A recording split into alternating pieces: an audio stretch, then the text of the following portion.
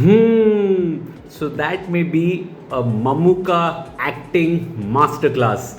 Hi guys, this is Farhad and welcome back to my channel Popcorn Reviews. If you're new to this channel, then please smash that subscribe button now. And as a video ritual, remember to like and comment on the video.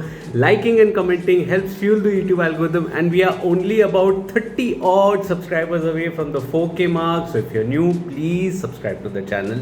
And the film that we're going to be discussing today is the new Malayalam film. Again, a Malayalam film called Kalamkaval, which is starring Mammootty and Vinayakan in the leads. It is directed by Jitin Jose, and the first word that I have to say about it that I was awestruck by the presence of Mammootty, and absolutely chilling account of what could transpire around you, and that is something that absolutely had me in shock, particularly because this story is not new. It is out in the public domain of Cyanide Mohan. It is also adapted in Hindi in the form of shows Dahad or the recent Hindi film Bhagwat Chapter 1. Now, when it can be a bit of a downer when the same story is repeated and presented on screen, but that is the power of Kalamkaval. It is such a watertight screenplay that it almost works on its predictability into your psyche, so much so that I was thinking about it long after the film is over, and that speaks volumes about how well this film is written. So coming to the story and screenplay, Kalamkaval essentially ticks all the boxes that I had issues with the Hindi film Bhagwat Chapter 1. If you've not read my review of Bhagwat Chapter 1, which is streaming on Z5, I have it written on my site Popcorn Reviews. I didn't make a video on it, but you can read the review on my site. And the issue that I had with Bhagwat was that it started with a investigation about the disappearance of a young girl. Now that kind of watered down the impact of what the film was going to be about as compared to Kalamkaval. In Kalamkaval, the cold open focuses on a nameless man. You don't know anything about him. He's just like a family man, so to say, sitting watching TV with his wife, with his children, and after a phone call, you see the complete scenario change. He's almost having an affair with another lady, and so the stakes in the drama go on increasing in that cold open until he starts talking about how it gets satisfaction while killing his prey, so to say, which for any other individual like that woman beside him would say, okay, maybe like a rat, a snake, what it is, but the snake is actually him, who actually refers to him as a python who waits for the prey to enter his mouth before smashing it down, and that is something that you see in that cold open. It is chilling, and I could feel that nervous energy that was sparking through the auditorium that I was packed in. At the same time, the template of the film, it wants to be a police procedural. So there are two tracks that are unfolding together. First is that of Mammootty, who plays the character of Stanley. The name, by the way, is revealed later on in the film, but without spoilers, this is what happens. So his name is Stanley in the film, and the other angle is that of Vinayakan, whose character name is Jai Krishnan. He's the police officer, and the template almost is of a cat and mouse chase, and that is what the writers focus their energies on. It is a police procedural in which, almost like a montage, in a montage sequence, you see the entire crime unfolding from the gaze of the character of Mammootty. For instance, the different ladies that he has affairs with before killing him is shown through different episodes, parts of it combined together in that one whole montage that will give you a clear picture. And I think that is genius storytelling as far as the screenplay is concerned, and good use of editing, which I'll get to in a bit. But one of the main features as to why this film really works is the characterization here. Now, one issue that I have with major investigative dramas is with the characterization of the cop. You often see him as somebody who has a baggage, has a past trauma, and uses that trauma to have his motivation here. Almost like if that trauma wasn't existing, he wouldn't have a motivation in the first place. That is something that you don't see here. When the character of Vinayakan plays out, and Vinayakan is a cop here, you don't necessarily have a baggage about what his past has been, or what if there are issues in his life or not. It's completely focused on what the film wants to tell you with the police procedural in play, the investigation that happens. At the same time, the character Stanley also, you don't get a backstory necessarily of how he may or may not have been abused by his family, or how he became a serial killer. A little montage of just the camera panning on the wall and covering the photo frames is enough to tell you on what kind of a psychological character he is, or like a serial killer, so to say, he is. So both these characters do not have a baggage, and that is the refreshing part, because it's almost like a binary take on the police procedural and the serial killer drama. There is no remorse for the character of Mammootty, and at the same time, you also kind of are chasing the character of Mammootty through the character of Vinayakan, through which the investigation takes place. And it's a police procedural in the first place. And when the worlds collide, there is something beautiful that happens, and that completely takes you by surprise. But in the meantime, what the screenplay also does is it works well with the metaphors here. For the character of Vinayakan, he refers to himself as Nath, or an owl, so to say, where he would almost swoon his prey and capture it. In another alternate explanation, he says that he laid a trap for the mice in his house, the rats in his house, and he is a reluctant rat killer because he didn't want to kill them, but because of the nuisance caused by the rats, he had to actually go and actually slaughter them down. Compared to that of Mammootty, which I had already said, is of a python, and who awaits his prey, with his mouth open, only for the prey to enter his mouth and smash it open. So these are the kind of metaphors that it plays with. Also, the metaphor that is used is with the sketches that the character of Mammootty does. The ones in the red are the victims who managed to get killed off by the character of Mammootty. The ones in blue are the ones that got away. You also see that he doesn't really have that satisfaction while killing men, so to say. And so the men that he kills, he sketches them in a very monochrome kind of an ink, not a colorful ink that he uses as other praise for. Read woman, so to say.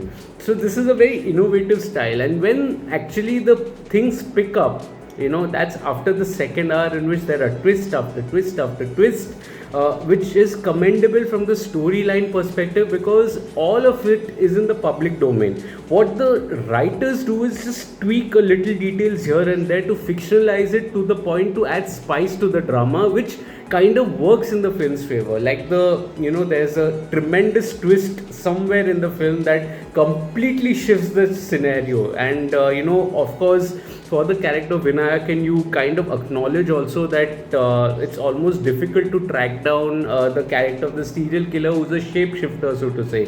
He changes identities like almost clothes, and that's what makes things difficult. So it's a cat and mouse chase, which leads up to a finale which is wonderful to witness. I mean, I was completely overhauled by everything that happened.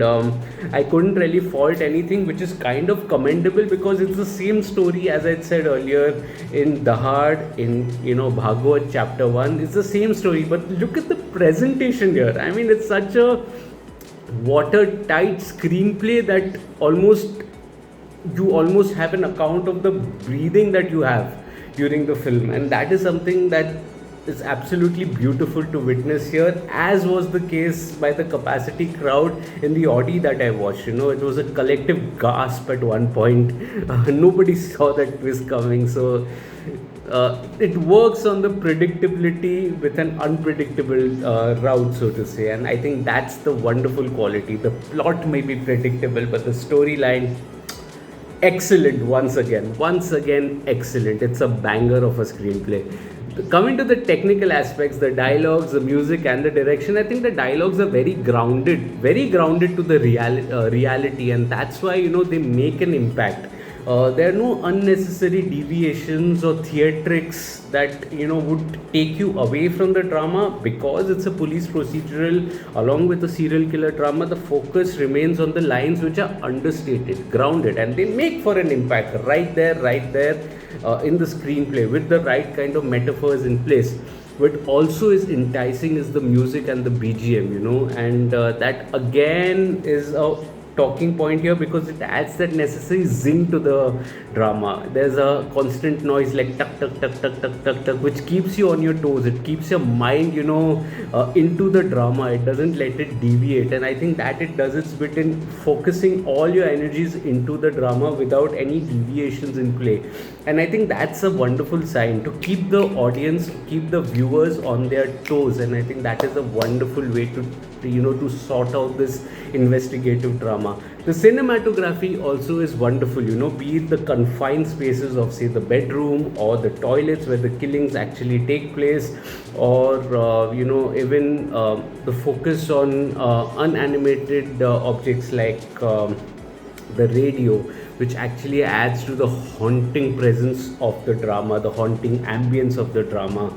All of it, while keeping you connected with the characters. The characters, particularly the antagonist and the protagonist, are, connected through the framings that are there. It's almost like you are on the edge of your seat to see what really happens, what really transpires.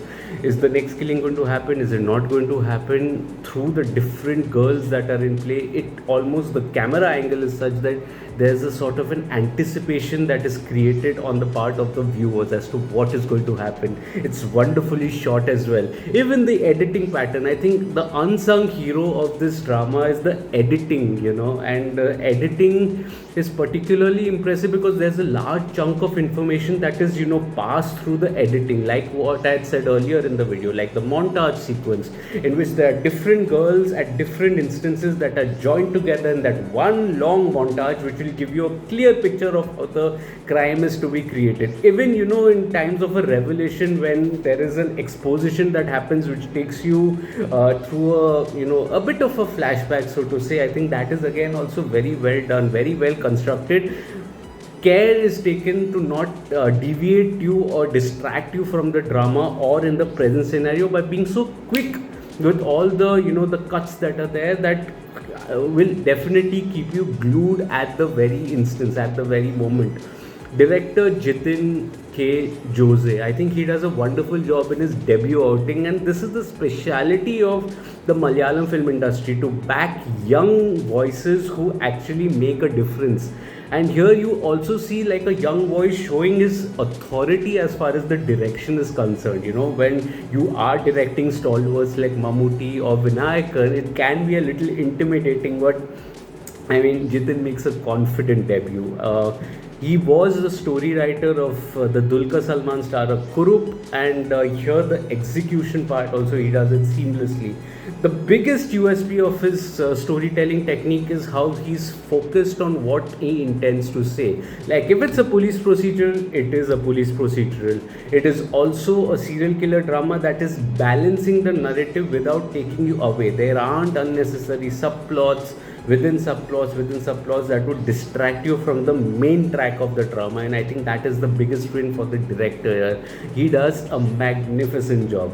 I think coming to the performances, I think the performances are also outstanding here. All the girls managed to do well. Rajisha is there, Shruti is there, some of the other, Dhanya, all of them managed to leave a mark here. Jibin Gopinath also manages to leave a mark. But the two acting prowesses here, in the form of Vinayakan and Mammootty, wonderfully, deliver an acting masterclass, I would say. And this is the perfect example of anti-casting.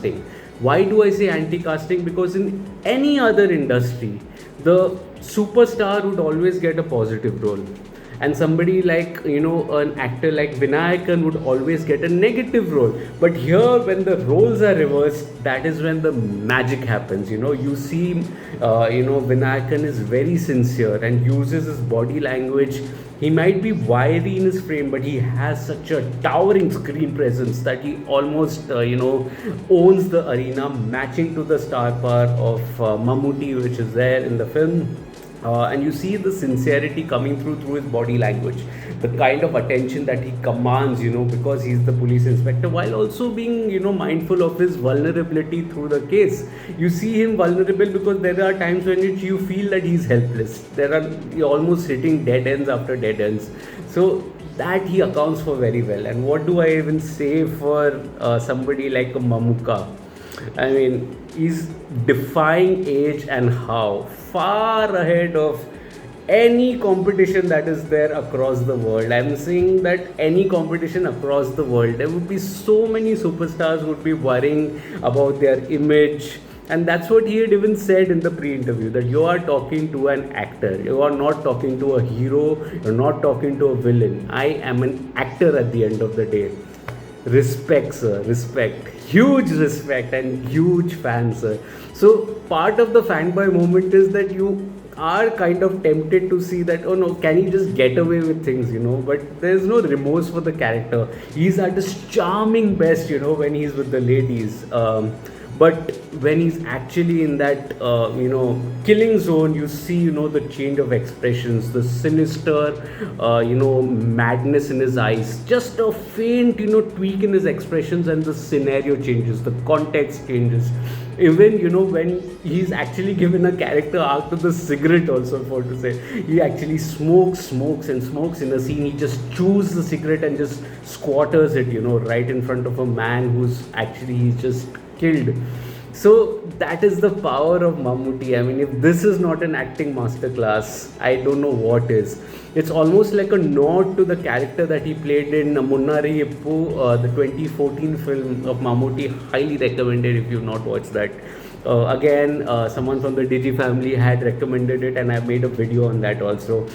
But this Mammootty madness, it's chilling, but it's also an acting masterclass. It's probably one of my favorite performances of the year.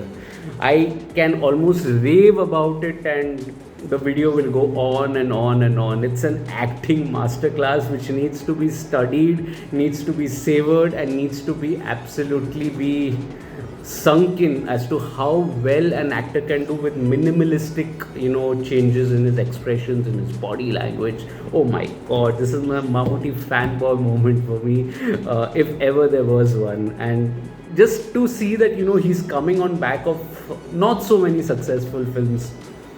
Oh well, he's ended the year on a high for sure. It's another banger from the Malayalam film industry, and I'm so happy. I'm just gleeing and smiling. I can't stop smiling here.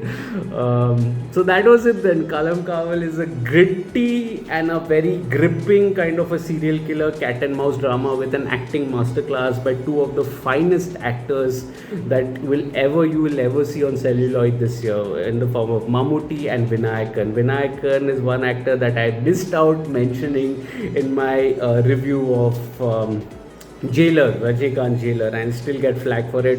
Sorry for that, but he's a great actor himself, and Vinayakan does a wonderful job here. Mammootty does a wonderful job here. Both of them, it's a collective acting masterclass, is what I would want to say. That was it, guys. I loved Kalamkaval. If you've watched the film, let me know your thoughts. What did you make of it in the comment section? Whether what was the theater going experience? Did you like it? Did you not like it?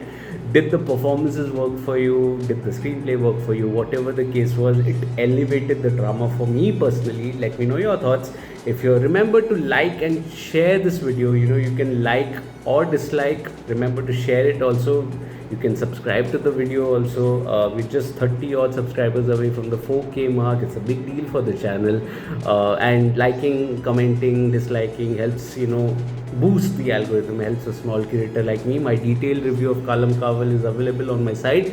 Popcorn Reviews with the double S, the link of which is in the description box below. Do visit that as well. You can also follow me on different social media platforms like Facebook, Instagram, Twitter, Letterboxd, and Nokia. All information in the description box. My captions will be available on the social media. My detailed review with the rating will be available on my site, Popcorn Reviews with a double S. You can read the review in the language of your choice. If you're comfortable with Malayalam, you can select the language as Malayalam, and the entire review will be translated in the language of your choice, in this case Malayalam. So that was it, guys. That was my video. I'm super happy. Another Malayalam film, quite little banger again from the industry, and oh boy, I'm so proud of this industry. I cannot tell you, I'm so proud. Thank you for making me a part of this journey, on your journey of your culture, and I'll see you soon with another video. Till then, take care of yourselves, and thank you so much for your love and support. Cheers.